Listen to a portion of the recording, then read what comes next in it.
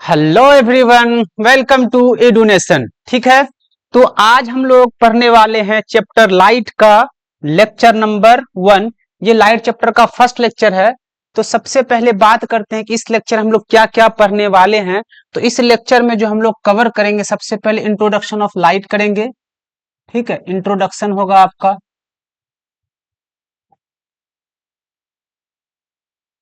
Intro के बाद हम लोग रिफ्लेक्शन पे बात करेंगे, लाइट का रिफ्लेक्शन कैसे होता है। और रिफ्लेक्शन के बाद जो हम लोग पढ़ने वाले हैं वो है image formation by plane mirror. Image formation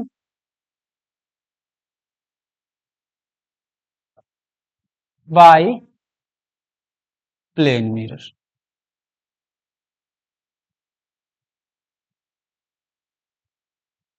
तो ये कुछ टॉपिक है जिसपे हम लोग डिस्कस करने वाले हैं। तो एक एक टॉपिक को चलिए अच्छे से डिस्क्राइब करते हैं ताकि आपको अच्छा लगे पढ़ने में। तो सबसे पहले यहाँ पे लिखा है लाइट, है ना। और आपका जो चैप्टर का नाम है वो है रिफ्लेक्शन एंड रिफ्रैक्शन। ये दो पार्ट है चैप्टर का, रिफ्लेक्शन एंड रिफ्लेक्शन। अब इस लाइट में जो सबसे पहले हम लोगों को पढ़ना डेफिनेशन, लाइट का डेफिनेशन क्या है। अगर इसका सिंपल डेफिनेशन करें लाइट का, तो लाइट क्या है सर। तो लाइट एक एनर्जी का फॉर्म है। Light is a form of energy.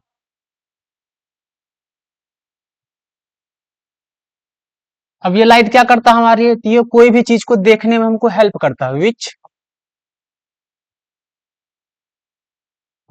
Creates sensation of vision.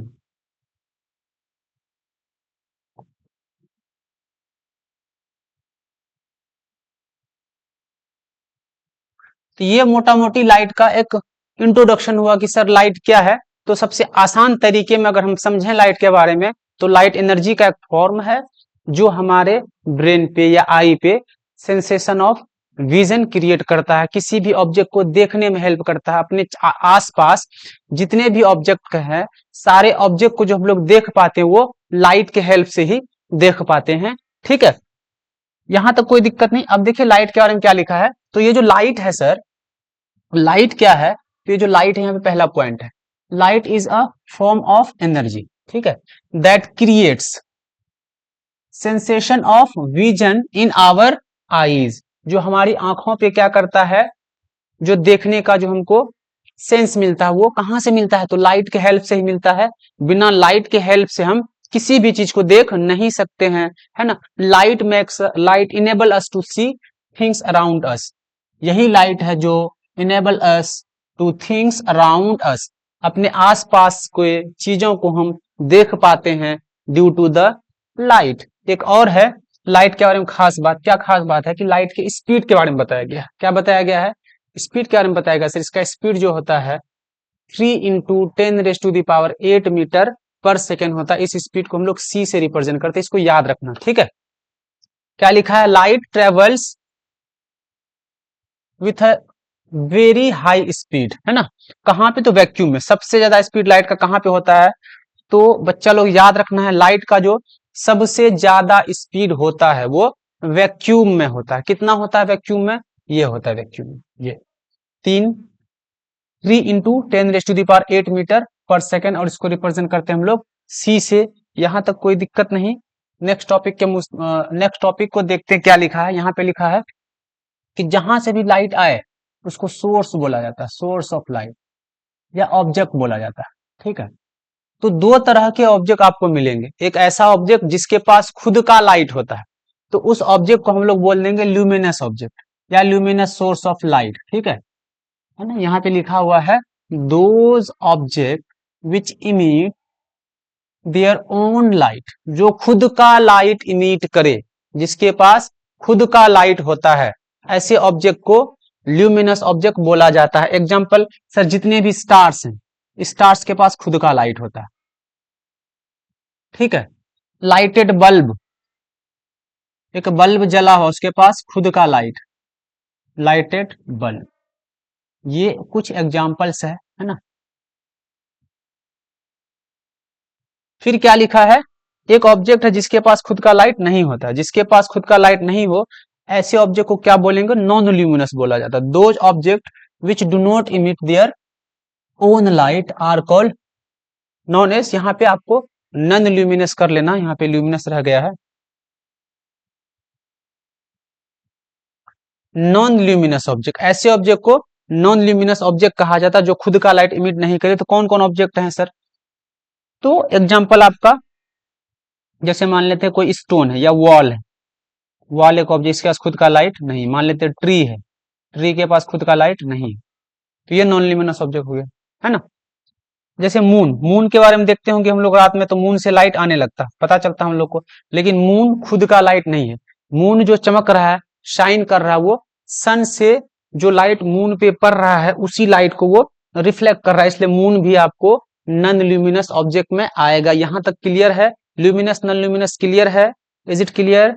चलिए अब देखिए क्या लिखा है, यहाँ पे कुछ टर्म्स के बारे में लिखा गया है। क्या लिखा है, अ लाइन, सबसे पहले ये जो आपको लिखा है ये रे के बारे में लिखा है, a line drone in the direction of propagation of light is called light रे। ये आपका लाइट रे है, पूरे चैप्टर में इस लाइट रे को आपको ध्यान में रखना है।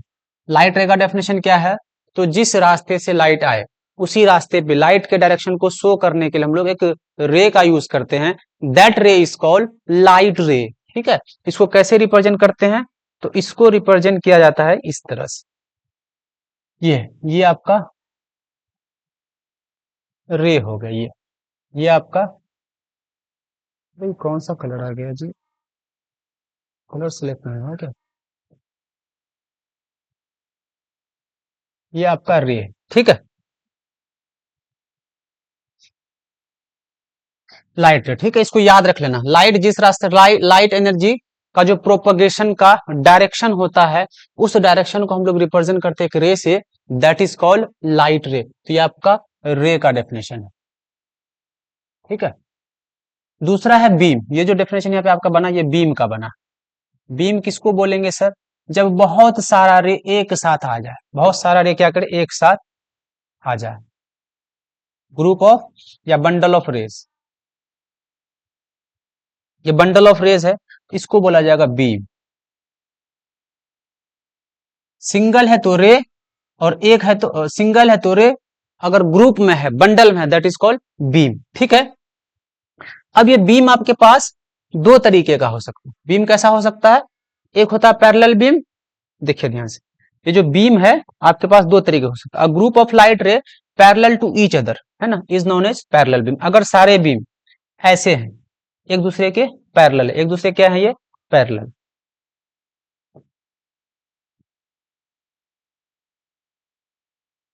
ये सारे एक दूसरे के पैरेलल है। तो जब सारे रे एक दूसरे के पैरेलल हो जाए, इसको कहा जाएगा पैरेलल बीम, पैरेलल बीम बोला जाता है इसको, ठीक है। अब कुछ भी लाइट रे ऐसे है जो पैरेलल नहीं होगा, तो उसको पैरेलल नहीं बोलेंगे। यहां पे देखिए क्या लिखा है, यहां पे लिखा है अ group of light rays spreading out from a source is called diverging beam. मान लेते हैं यहाँ पे कोई सोर्स, यहाँ पे कोई सोर्स है, ये कोई ऑब्जेक्ट है। अब इस ऑब्जेक्ट से क्या हो रहा है कि लाइट रे हर डायरेक्शन में निकल रहा है, इधर भी निकल रहा है, इधर भी निकल रहा है, इधर भी निकल रहा है ना। इसको क्या बोला जाएगा, इधर भी निकल रहा है, इधर भी निकल रहा है, तो सारे रे क्या कर रहा है, दूर जा रहा है। तो जब सारे रे दूर जाए, ऐसे रे को क्या बोला जाएगा सर, वो डाइवर्ज कर रहा है, क्या कर रहा है, डाइवर्ज, तो ऐसे बीम को बोला जाएगा डाइवर्जिंग बीम, ठीक है। अब अगर मान लेते सारे के सारे रे एक ही पॉइंट पे जाके मीट कर रहा है, मान लेते यहाँ पे कोई पॉइंट है, अब सारे के सारे रे मान लेते हैं इसी वाले पॉइंट पे, इस वाले पॉइंट पे क्या कर रहा है, मीट कर रहे हैं, ऐसे, ये ऐसे आया, है ना, एक और रे ऐसे आया, एक और रे ऐसे आया, तो सब रे जब एक जगह जाके मीट करता है, तो ऐसे रे को बोला जाता है converging. A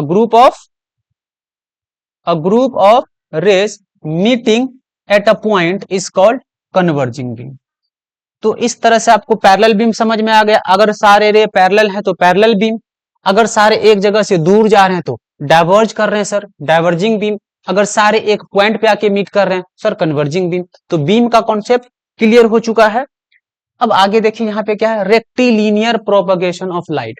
rectilinear propagation of light ये कहता है कि सर लाइट जो है वो हमेशा स्ट्रेट पाथ पे चलना पसंद करता है। लाइट का ये प्रॉपर्टी है, it travels in straight path. कहां पे चलेगा, तो उसी बात को यहाँ पे लिखा गया है। क्या लिखा गया है, property, the property of light due to which it travels, it travels in straight line, it's called rectilinear propagation of light। Light हमेशा स्ट्रेट लाइन पे चलता है। ये कह रहा है कि सर अगर आपके पास यहाँ पे कोई एक सोर्स है, यहाँ पे कोई सोर्स है, यहाँ से अगर एक लाइट इधर निकला तो ये इस डायरेक्शन में ही चला जाएगा, ठीक है। अगर कोई लाइट ऐसे निकला है तो ऐसे ही चला जाएगा, ठीक है। स्ट्रेट पाथ पे चल रहा है कि नहीं चल रहा। This property of light is known as rectilinear propagation of light, है ना। बचपन में आप पढ़े होंगे कि सर इसको कैसे प्रूफ करेंगे। तो यहाँ पे हम लोग एक कैंडल ले लेते हैं। अगर इस कैंडल को रूम के किसी अंधेरे कोने में जला के आप छोड़ दीजिए, ठीक है, और इसके बीम को अगर आप ऐसे सीधा पाइप से देखेंगे, अगर ऐसे सीधा पाइप से देखेंगे तो ये बीम आपको दिखेगा, ये बीम आपको दिखेगा, ठीक है। क्योंकि यहां से एक लाइट रे आएगा जो आपके आंखों तक पहुंच जाएगा। मान लीजिए यहाँ पे आपका आई है, यहाँ पे आपका ऐसे आई है तो दिखेगा। लेकिन अगर हम पाइप को टेढ़ा कर देंगे तो स्ट्रेट पाइप है, स्ट्रेट पाइप के थ्रू इस कैंडल को हम देख सकते हैं, कैंडल के फ्लेम को देख सकते हैं। इट मींस लाइट इस कैंडल से आया, अपने आंखों पे पड़ा स्ट्रेट लाइन पे। लेकिन अगर इस पाइप को टेढ़ा कर देंगे तो इस बीम को नहीं देख पाएंगे। यही है रेक्टिलिनियर प्रोपगेशन ऑफ लाइट, जिसके वजह से लाइट स्ट्रेट पाथ पे चलता है। चलिए बच्चा जी आगे चलते हैं। आगे क्या लिखा है, अब एक है और लाइट का एक और प्रॉपर्टी देखिए ध्यान से। लाइट का कुछ प्रॉपर्टी के बारे में पढ़ लेते हैं। एक प्रॉपर्टी डिफ्रैक्शन, ये शायद आपके सिलेबस में पहली बार आया क्योंकि 6-7 में इसका इसका चर्चा कहीं नहीं किया गया। जैसे अभी हम लोग पढ़े कि लाइट का रेक्टिलिनियर प्रोपगेशन है, लाइट हमेशा सीधे रास्ते पे चलता है। लेकिन लाइट सीधे रास्ते में कब तक चलेगा, अगर लाइट के रास्ते में कोई छोटा छोटा पार्टिकल्स आ जाए तो लाइट उसके एज पे जाके बेंड कर जाता है। इसी फिनोमेना को डिफ्रैक्शन बोला जाता है। क्या बोला जाता है, डिफ्रैक्शन। देखिए ध्यान से, the tendency of light to bend at very small apex object when it comes in the path of light and light does not walk in straight line is called diffraction of light. Light के रास्ते पे जब बहुत छोटे छोटे object आ जाते हैं, ठीक है, तो लाइट वहां पे सीधे रास्ते में नहीं चलता। उस ऑब्जेक्ट के एज पे जैसे वो स्ट्राइक करता है, अपने पाथ को थोड़ा सा चेंज कर लेता है। लाइट की इस प्रॉपर्टी को कहा जाता है डिफ्रैक्शन ऑफ लाइट।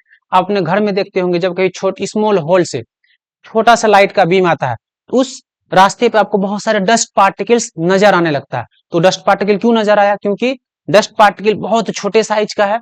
जब उस लाइट के रास्ते पे आया तो लाइट अपना रास्ता क्या किया, सारे डायरेक्शन में वो बिखर गया, जिसके वजह से हम लोग को लाइट का पाथ विजिबल होने लगता है। लाइट नहीं दिखता हमको, वो जो डिफ्रेक्ट हो गया चारों तरफ से, इसलिए उसकी वजह से हमको वहां पे पार्टिकल दिखने लगता है।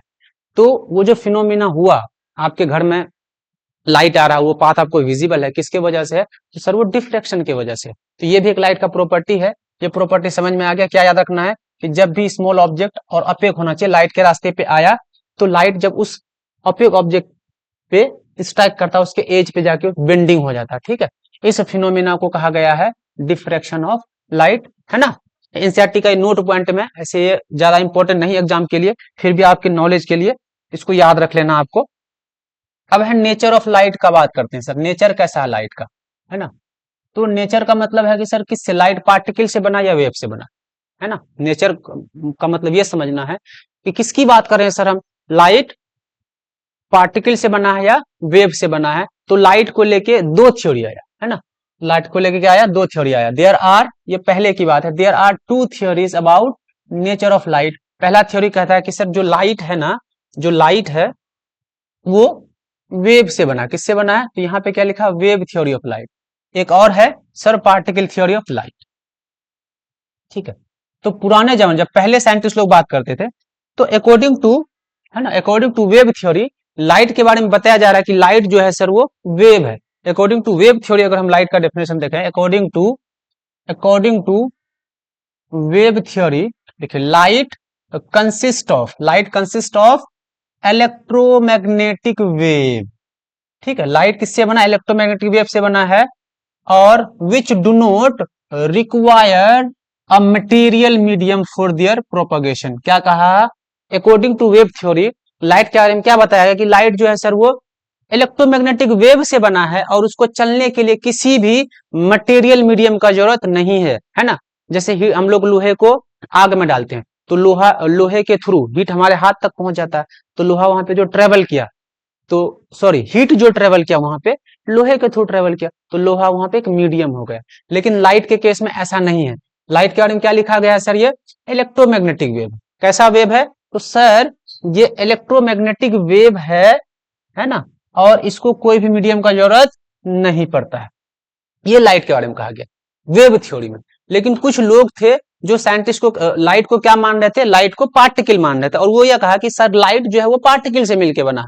लाइट किससे बना है, पार्टिकल से। यहां पे लिखा है according to the particle theory, light is composed of particles which travels in a straight line at a very high speed. ठीक है, तो लाइट के बारे में दो बात कहा गया। कुछ लोग कह रहा है सर लाइट इलेक्ट्रोमैग्नेटिक वेव से बना है, और कुछ लोग कह रहे हैं सर लाइट जो है पार्टिकल से मिलकर बना। तो इस बात पे वाद विवाद चलता रहा। यहां तक हम लोग को समझ में आया कि लाइट के बारे में दो थ्योरी लिखा गया, एक वेव थ्योरी और एक पार्टिकल थ्योरी।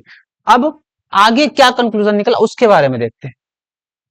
आगे क्या कहा, तो ऐसा आखिर सिचुएशन क्यों आया कि लाइट को हम लोग वेव भी मान रहे थे और उसी लाइट को पार्टिकल भी मान रहे थे। तो लाइट से जितने भी फिनोमेना इस अर्थ पे हो रहे हैं, जैसे रिफ्लेक्शन हो रहा है, रिफ्रैक्शन हो रहा है, डिफ्रैक्शन हो रहा है, पोलराइजेशन हो रहा है, इमेज फॉर्मेशन हो रहा है ना, शेडो बन रहा है, तो इनमें से कुछ फिनोमेना लाइट को पार्टिकल मान के एक्सप्लेन हो जा रहा था और कुछ फिनोमेना वेव मान के एक्सप्लेन हो जा रहा था। इसीलिए ये कंफ्लिक्ट आया। तो देखिए ध्यान से क्या लिखा गया है, the phenomena of light like interference, ये आप 12th में पढ़ेंगे, इंटरफेरेंस 12th में पढ़ेंगे, ठीक है। डिफ्रैक्शन अभी जो थोड़ा देर पहले बात की, पोलराइजेशन ये भी 12th में, can be explained considering wave nature of light. जब लाइट को आप वेव मानेंगे, जब लाइट को आप वेव मान के ट्रीट करेंगे, तभी ये सारे फिनोमेना को एक्सप्लेन आप कर सकते हैं, ठीक है। लेकिन कुछ फिनोमेना जैसे रिफ्लेक्शन ऑफ लाइट, अभी इस चैप्टर में जो पढ़ेंगे, phenomena reflection, refraction of light and casting shadow of object can be explained with the particle nature of light. कहता है कि कुछ फिनोमेना है जिसको हम लोग लाइट के पार्टिकल नेचर मान के एक्सप्लेन कर सकते। इसलिए ये जो दो तरह के नेचर आया लाइट का सामने, इसी वजह से आया कि सर कुछ फिनोमेना है जहां पे लाइट को हम पार्टिकल मान रहे हैं तो एक्सप्लेन हो जा रहा, लेकिन कुछ फिनोमेना है जहां पे हमको लाइट को वेव मानना पड़ रहा, ठीक है। अब देखिए यहां से ये पता चला, बहुत स्टडी के बाद पता चला कि लाइट के पास डुअल नेचर है। लाइट दोनों नेचर शो करता है, कभी कभी वेव नेचर शो करता है और कभी कभी पार्टिकल नेचर शो करता है। जब फिजिक्स बहुत एडवांस हुआ है ना, तब यहाँ पे एक लाइन दिया उसके बारे में, according to quantum theory of light. ठीक है, लाइट जो है, light neither wave nor particle. Light ना तो वेव है ना ही पार्टिकल, फिर क्या है सर, ये देखिए क्या है, modern quantum theory of light reconciles particle property of light with the wave nature. क्या कहा कि लाइट वेव और पार्टिकल एक साथ दोनों प्रॉपर्टी शो करता है, इसलिए लाइट के पास कैसा नेचर है सर, डुअल नेचर है। Is it clear about the nature of light. Two nature पहले आया सामने, क्योंकि कुछ फिनोमेना वेव नेचर मान के एक्सप्लेन हो रहे थे और कुछ फिनोमेना पार्टिकल मान के हो रहा था। लेकिन जब साइंस बहुत एडवांस हुआ है ना, बहुत ज्यादा तरक्की किया, आगे बढ़ा, तब पता चला कि क्या है, ये पार्टिकल भी है और वेव भी है। चलिए अब देखिए रिफ्लेक्शन ऑफ लाइट क्या है। तो रिफ्लेक्शन ऑफ लाइट एक फिनोमेना, कैसा फिनोमेना है सर, तो जब भी लाइट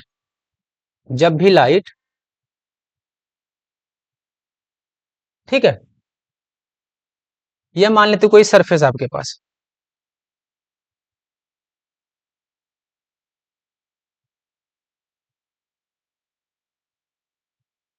ये आपके पास कोई सरफेस।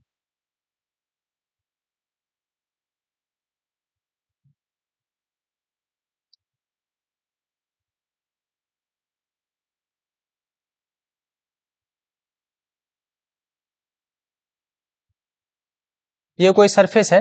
रिफ्लेक्शन ऑफ लाइट क्या कहता है कि जब देखिए, व्हेन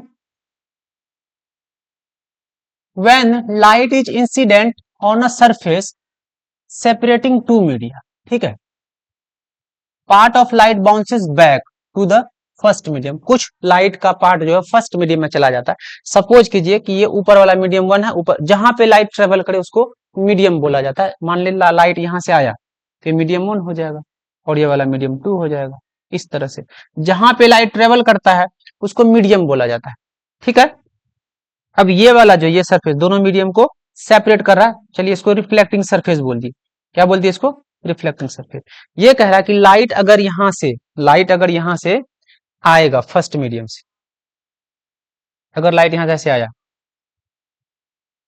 है ना, अगर यहाँ पे ये वाला मिरर नहीं रहता या ये वाला रिफ्लेक्टिंग सरफेस नहीं होता तो rectilinear linear propagation of light का ये कहता है कि सर ये ऐसे नीचे ट्रेवल करते हुए चला जाता है, लेकिन ऐसा नहीं होगा। लाइट जैसे इस रिफ्लेक्टिंग सरफेस से स्ट्राइक करेगा, ठीक है, लाइट का कुछ पार्ट इसी मीडियम में फिर से वापस रिबाउंड हो जाएगा। इसी मीडियम में क्या हो जाएगा? फिर ये रिबाउंड हो जाएगा। यही कह रहा है रिफ्लेक्शन ऑफ लाइट। तो क्या है ये? लाइट जब भी किसी सरफेस से टकराया, bounces back in the same medium. It is a phenomena when light strikes on any apex surface it bounces back in the same medium. Light जब सेम मीडियम में क्या हो जाता है? बैक हो जाता है। इसी फिनोमिना को कहा जाता है रिफ्लेक्शन ऑफ लाइट, है ना। Is it clear? Reflection of light अगर हम लोग मिरर में भी टॉर्च को मारते हैं, है ना, टॉर्च का लाइट को जब इंसिडेंट करें मिरर की तरफ तो बहुत सारा लाइट वापस आ जाता है। आता कि नहीं आता? ये डेली लाइफ का केस है। This is reflection of light. अब कुछ टर्म्स है जो लाइट के रिफ्लेक्शन से रिलेटेड है, तो सारे टर्म्स को हम क्लियर कर देते हैं यहाँ पे। सपोज कीजिए आपके पास यहाँ पे एक रिफ्लेक्टिंग सरफेस, ठीक है, ये आपका रिफ्लेक्टिंग सरफेस, यहाँ पे एक लाइट रे ऐसे आया, ठीक है, इस सरफेस पे स्ट्राइक किया और ये क्या किया? फिर ऐसे ये चला गया। देखिए ध्यान से आप स्टूडेंट्स, ये जो सरफेस है जहां पे लाइट स्ट्राइक किया है इसको बोलते हैं reflecting surface. This surface is called, ये आपका है रिफ्लेक्टिंग सरफेस।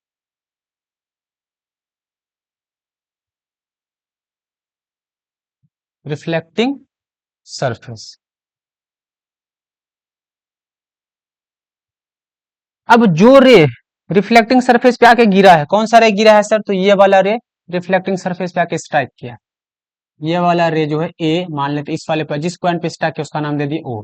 रे ओ ए ओ मिरर पे आके फॉल किया है, तो इस रे को बोलते हैं हम लोग incident ray. This is called incident ray,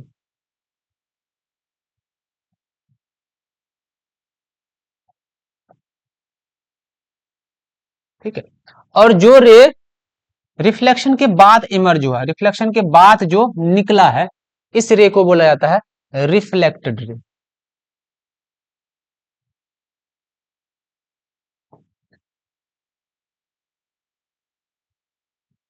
ठीक है, इसको बोला जाता है रिफ्लेक्टेड रे। और यहां पे जो आपको पॉइंट दिख रहा है, जिस पॉइंट पे इंसिडेंट रे गिरा आके, इस वाले पॉइंट को बोला जाता है point of incidence. Point of incidence, ये कुछ टर्म्स था। और होता है जिस पॉइंट पे इंसिडेंट रे फॉल किया उस पॉइंट पे आप मिरर से 90 डिग्री पे एक लाइन इमेजिन कर लीजिए। ऐसे मिरर से 90 डिग्री पे एक लाइन इमेजिन कर लीजिए, ठीक है। ये जो एंगल है ये 90 डिग्री होता है, मिरर के साथ 90 डिग्री, मिरर के साथ 90 डिग्री, ये एंगल जो सरफेस के परपेंडिकुलर आप क्या बना दिए? एक लाइन खींच दिए, ठीक है। इसको बोला जाता है normal to the plane. This is called normal to the plane.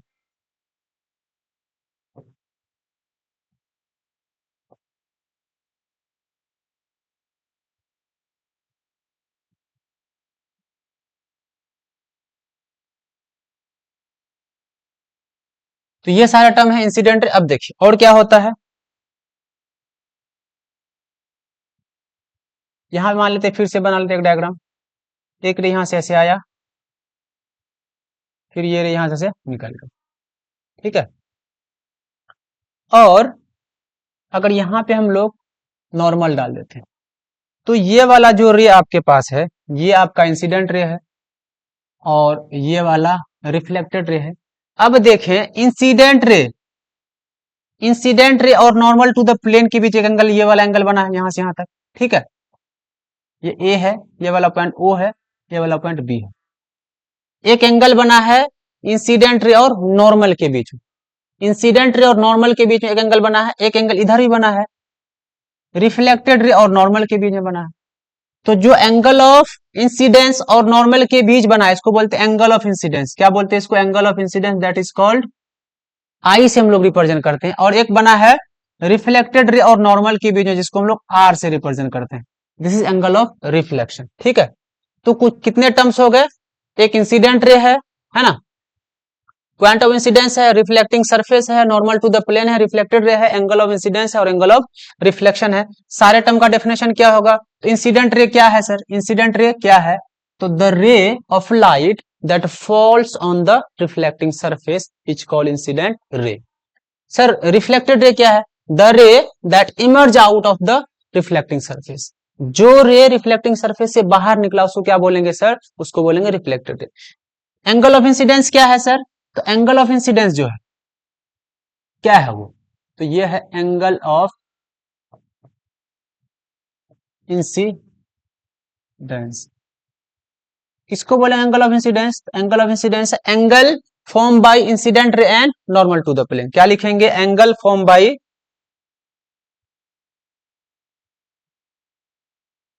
Angle formed by incident ray, इसको हटाओ बहुत गड़बड़ा गया ये, क्या दब गया जी।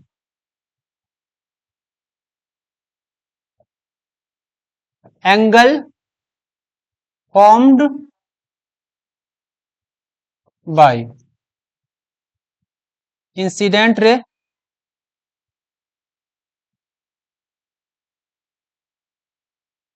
And normal to the plane.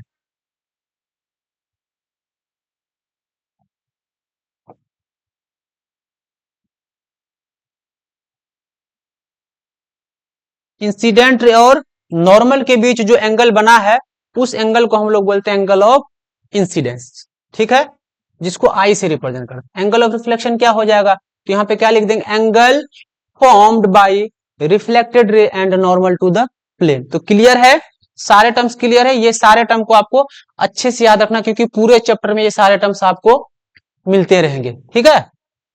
तो आगे चलिए, अब आगे है लॉज ऑफ रिफ्लेक्शन। आगे क्या लिखा है? Laws of reflection. तो रिफ्लेक्शन के दो लॉ है। रिफ्लेक्शन कितने लॉ है? दो law.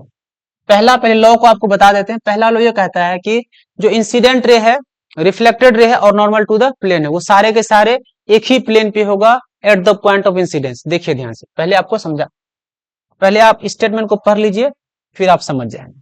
The incident ray, the reflected ray and the normal to the reflecting surface at the point of incidence lie in same plane. सारे के सारे क्या करते हैं? सेम प्लेन पे लाई करते हैं। और दूसरा जो लॉ है, दूसरा लॉ देखिए, ये कहता है angle of incidence is equal to the angle of reflection. कहता है angle of incidence angle of reflection आपस में बराबर होता है। ये लॉ नंबर 1 है और ये लॉ नंबर 2 है। तो पहला जो लॉ कह रहा है, पहला लॉ ये कह रहा है कि अगर आपके पास यहाँ पे एक रिफ्लेक्टिंग सरफेस, यहाँ पे एक रिफ्लेक्टिंग सरफेस है, सपोज कीजिए ये वाला पॉइंट ऑफ इंसिडेंस है आपका, ये वाला पॉइंट ऑफ इंसिडेंस है ना। ये मान लेते इस बोर्ड पे, इस प्लेन पे, एक रे अगर यहां से आया इस पॉइंट पे, ये भी पॉइंट ऑफ इंसिडेंस के पास होगा, रिफ्लेक्टेड रे भी यहीं से निकलेगा, ठीक है, और नॉर्मल टू द प्लेन भी आपको यहीं पे लेना। पहला लो ये कह रहा।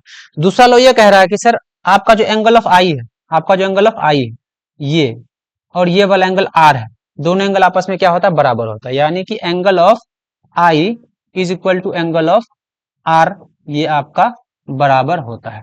ये दो लॉ है। ये सेकंड वाला लॉ बहुत इंपॉर्टेंट है। सेकंड वाला लॉ क्या है, बहुत इंपॉर्टेंट है। कैसे इंपॉर्टेंट है, सपोज कीजिए यहाँ पे आपके पास एक मिरर है ना। चलिए दूसरे पेज पे चलते हैं। सपोज करते हैं कि यहाँ पे कोई रिफ्लेक्टिंग सरफेस है ना। इस रिफ्लेक्टिंग सरफेस पे यहां से मान लेते कोई रे आया ऐसे, यहां से ऐसे निकल गए, ठीक है।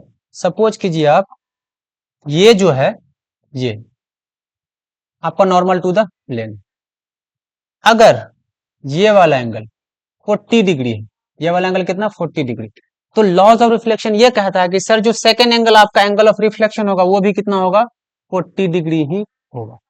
ठीक है, कोई दिक्कत यहां तक। कोई और एग्जांपल ले लेते हैं। क्या ले सकते हैं, सपोज यहाँ पे ऐसे, ठीक है, एक लाइट रे यहाँ पे आया, ऐसे गिरा, ऐसे फॉल किया। अब आपको मान लेते ये वाला एंगल दे दिया, ये वाला एंगल आपको 30 डिग्री दे दिया। अब आपको बोलेगा हमको एंगल ऑफ रिफ्लेक्शन निकाल के दिखाइए या एंगल ऑफ इंसिडेंस निकाल के दिखाइए। तो सबसे पहले क्या करना पड़ेगा हमको, तो सबसे पहले हमको करना पड़ेगा सर यहाँ पे नॉर्मल डालना पड़ेगा। यहाँ पे क्या डालना पड़ेगा, नॉर्मल डालना पड़ेगा। ये रे आया इधर से, अब आपके पास ये वाला जो एंगल है ये आपका एंगल ऑफ इंसिडेंस हो जाएगा। ठीक है, अब जितना एंगल ऑफ इंसिडेंस उतना ही आपका एंगल ऑफ रिफ्लेक्शन भी होगा, उतना एंगल ऑफ रिफ्लेक्शन, ये वाला आपका एंगल ऑफ रिफ्लेक्शन हो जाएगा, ये वाला आपका एंगल ऑफ आर हो जाएगा। अब देखिए ध्यान से, सरफेस और नॉर्मल टू द प्लेन के बीच जो एंगल होता है ये 90 डिग्री होता है। ये वाला एंगल पूरा कितना होता है, 90 डिग्री होता है। और आपको पता है ये वाला एंगल आपका 30 है और ये आई है। इट मींस आई प्लस 30 जो आपका है वो हो जाएगा 90। ऐसा क्यों हुआ सर जी, क्योंकि normal to the plane 90 degree पे होता है। तो यहां से अगर आप एंगल आई निकालते हैं, एंगल आई आपका हो जाएगा 90 माइनस में 30 डिग्री। ठीक है, तो angle I is equal to 90 minus 30 यानी कि 60। एंगल आई आपका 60 आया। Angle I is equal to R के बराबर होता है। लॉज ऑफ रिफ्लेक्शन कहता है sir angle I is equal to angle R. इसका मतलब ये हुआ कि आर का वैल्यू भी 60 डिग्री ही होगा। तो ये एंगल आपका हो जाएगा 60 डिग्री और ये वाला एंगल भी आपका हो जाएगा 60 डिग्री। तो ये कुछ छोटे मोटे एग्जांपल्स था लॉज ऑफ रिफ्लेक्शन पे। ठीक है, तो आगे देखिए, आगे भी आपके लिए बहुत इंपॉर्टेंट चीज है। ठीक है, क्या है कि अगर कोई लाइट रे किसी सरफेस पे परपेंडिकुलरली पड़ रहा, क्या हो रहा, परपेंडिकुलरली पड़ रहा। सपोज कीजिए यहाँ पे आपके पास एक सरफेस है। अभी हम लोग क्या बात किए कि सर एक रे ऐसे आया है ना, पर ऐसे आया तो जितना डिग्री पे आएगा उतना डिग्री पे ये चला जाएगा, ये पढ़े हैं।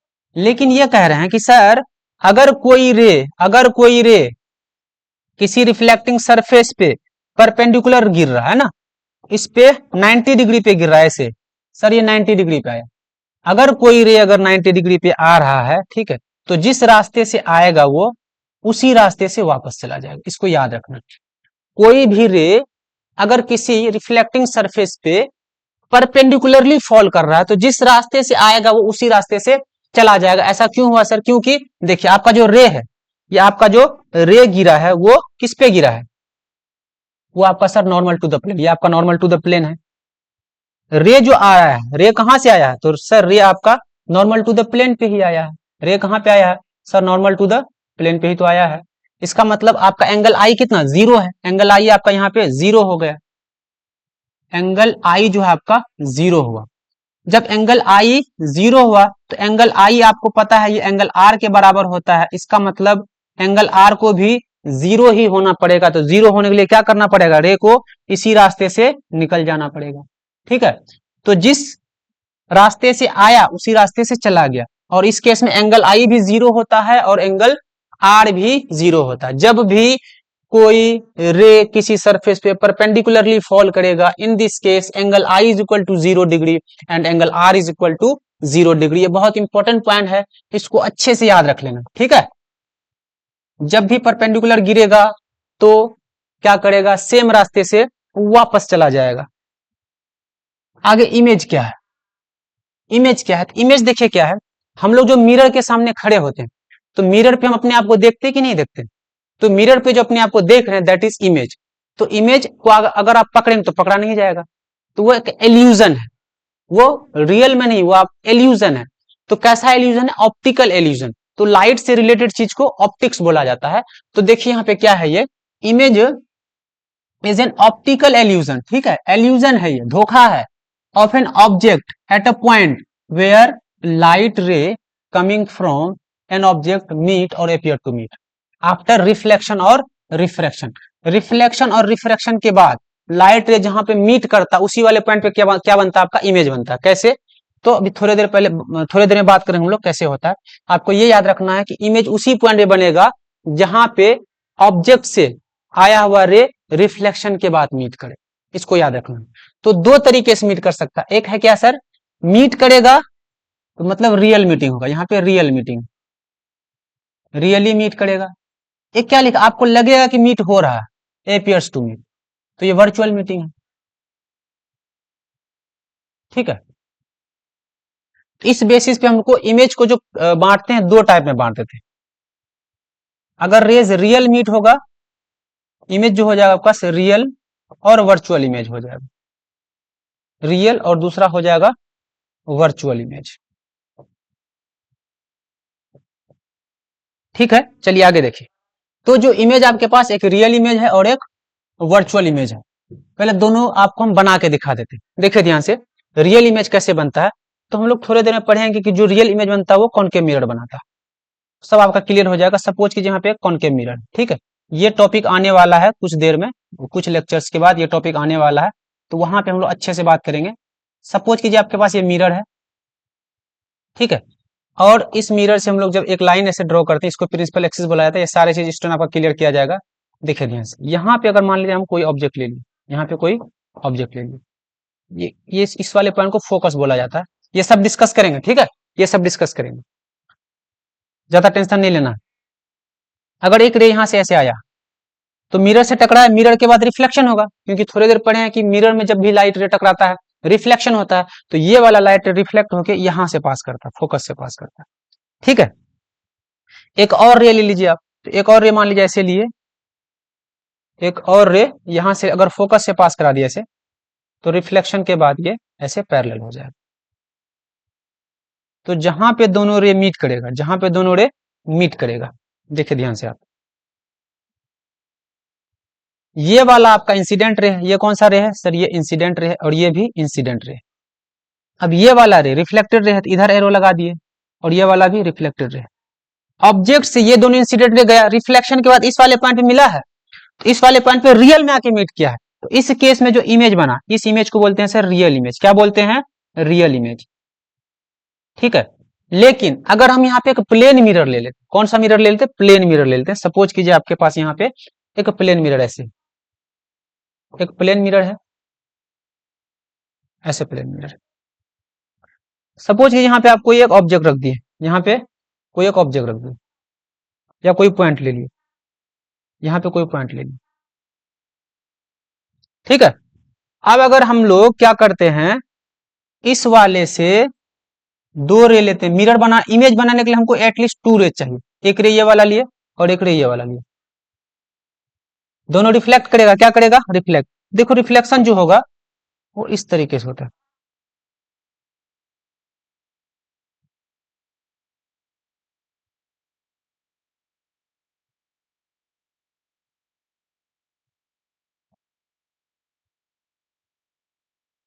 अगर हम लोग इन दोनों रे को देखें इस तरह से, ये दोनों रे रिफ्लेक्टेड रे है, एक ये वाला रे रिफ्लेक्टेड है और एक ये वाला रे रिफ्लेक्टेड है।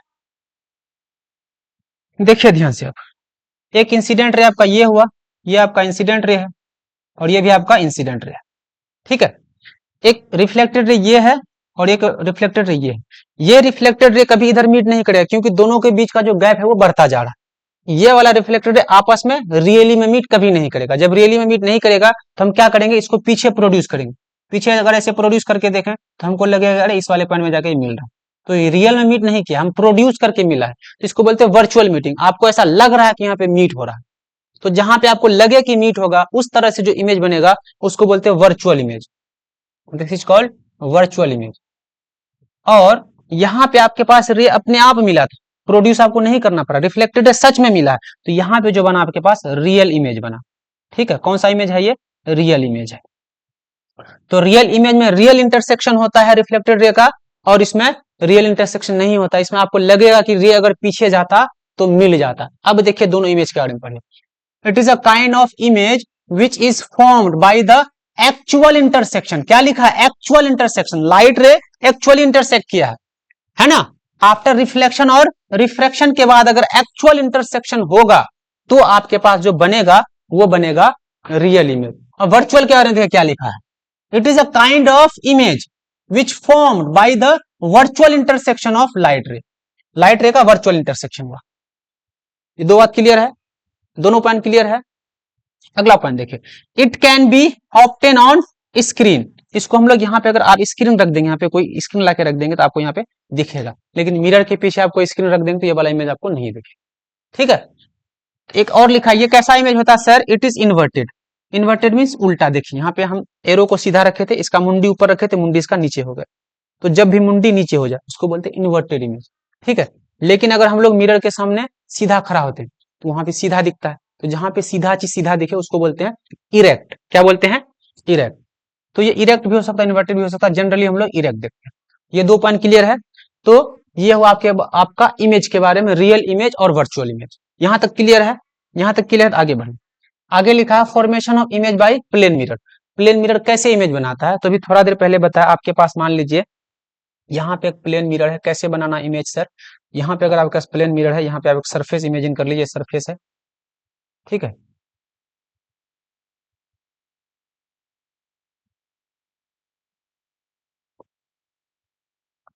सपोज कीजिए यहाँ पे आपके पास कोई ऑब्जेक्ट, यहाँ पे एक कोई पॉइंट ऑब्जेक्ट, यहाँ पे आपके पास एक पॉइंट ऑब्जेक्ट है। तो इमेज बनाने के लिए आपके पास क्या लेना है? आपको दो रे लेना। कितने रे लेना? दो रे लेना। एक रे यहाँ से ऐसे लिए, यहाँ से इसको रिफ्लेक्ट करा देंगे। ठीक है। एक और रे लेना है, चलिए एक रे यहाँ गया, इसको यहाँ से रिफ्लेक्शन करा, तो रिफ्लेक्शन होगा। तो हम लोगों को पता है कि जो प्लेन मिरर होता है उसमें रे रियली मीट नहीं करता है। ठीक है। तो सेम दूरी पे इमेज बनता है, इतने ही डिस्टेंस पे। चलिए यहाँ पे ले लिया। अब क्या करना है आपको? यहाँ से ऐसे इमेजिन कर लेंगे, ये वाला रे यहाँ से जा रहा है और ये वाला रे कहाँ से जाएगा? नीचे से रे नीचे से जाएगा ऐसे। ठीक है। तो रिफ्लेक्टेड रे आपका यहाँ से निकलेगा, ऐसे निकलेगा। ये आपका रिफ्लेक्टेड रे निकला। ठीक है। और ये वाला रिफ्लेक्टेड रे यहाँ से ऐसे निकलेगा।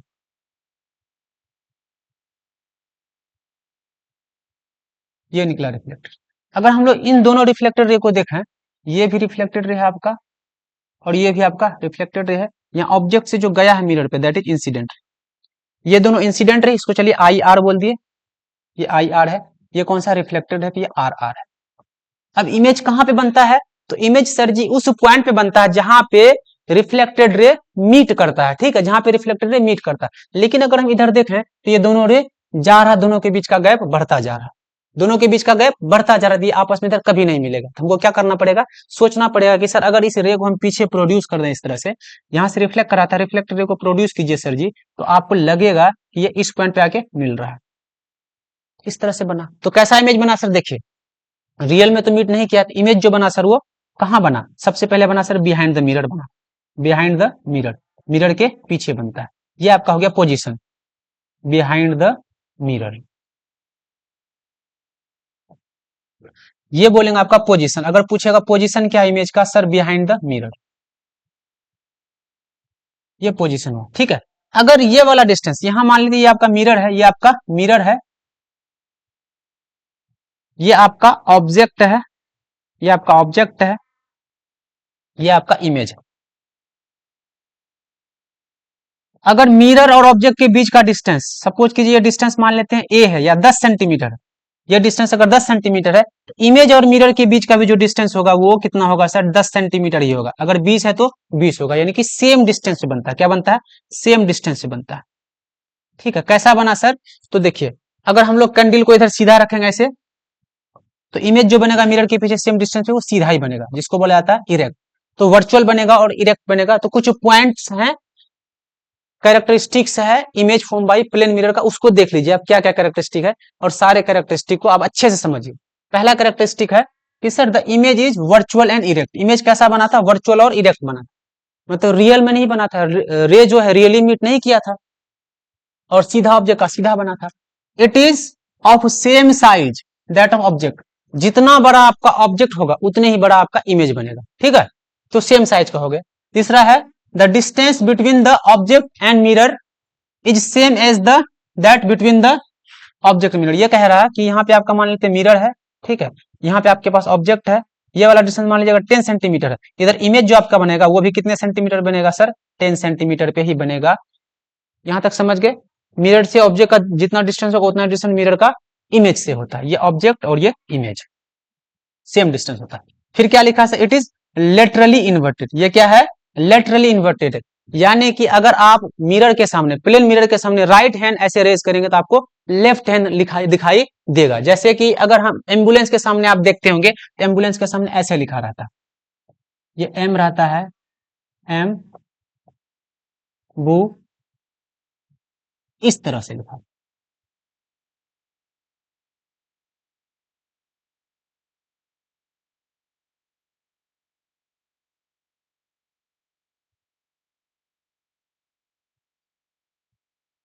इस तरफ लिखा रहता है। इसको जब आप मिरर लगा के देखेंगे तो आपको सीधा दिखेगा, ठीक है। मान लीजिए आपको और कुछ लिखना, जैसे मान लीजिए हमको लिखना इडुनेशन, तो इस तरह से लिखेंगे।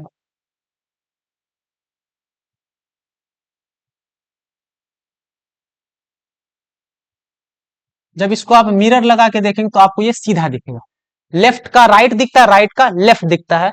इसी वाले फिनोमेना को बोलते हैं लेटरल इन्वर्जन। क्या बोला जाता है, lateral inversion.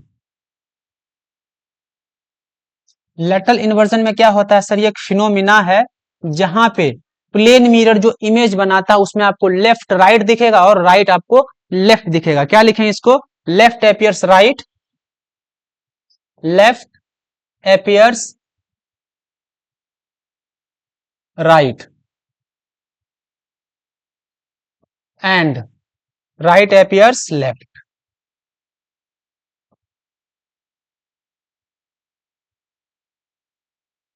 Right appears left.